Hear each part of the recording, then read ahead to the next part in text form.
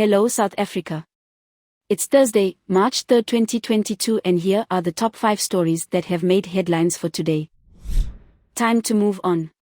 Top expert declares COVID pandemic over in South Africa.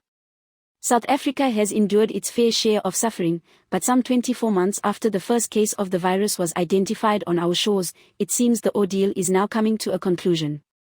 That's according to WIT's Professor Shoba Modi, anyway.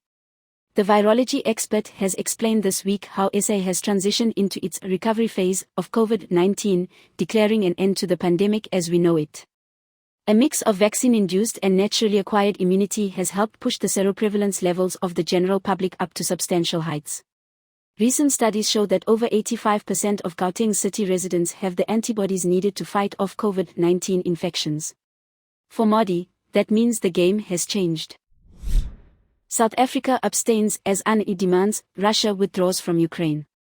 It has been billed as the preamble to World War III.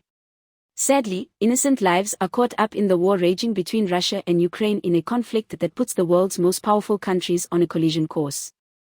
As Russian troops roll on, and displaced refugees scramble for the borders of neighboring countries, we will keep you updated on the latest developments between these warring nations and how the world, including South Africa, is reacting to this latest humanitarian crisis. We know that Russia is not backing down, and neither are the Ukrainians who are lining to fight the old enemy. How this war will end, no one knows. Flies and terrible smell lead to discovery of the murdered mother and son. The police in the northwest are investigating a double murder after a 48-year-old woman and her 10-year-old son were found dead at their Letherbiel home near Brits on Friday, February 25.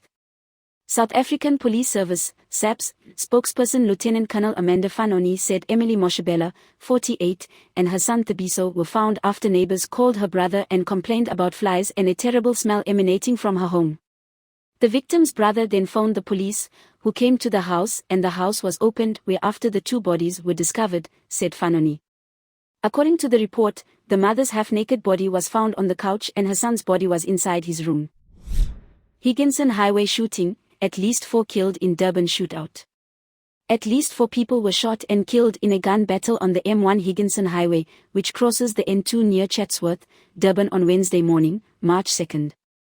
ALS paramedics said it responded to multiple reports made about the shooting. ALS paramedics are on the scene of a shooting on Higginson Highway over the N2 bridge. Reports are multiple people have been shot, said ALS spokesperson Garrett Jameson. Workers get an official increase. March wage details revealed. March means more money for millions of South African workers, with an increase in the minimum wages being announced, effective from March 1, 2022. Finally, some good news. First tolls increased and then petrol and electricity joined. Price hike after price hike, as prices went up South Africans felt down, understandably so. However, we finally caught a break. Labour Minister Thulas Nexusai announcing the new minimum wage in the country effective on Tuesday, March 1, 2022. This is Leah for the South African.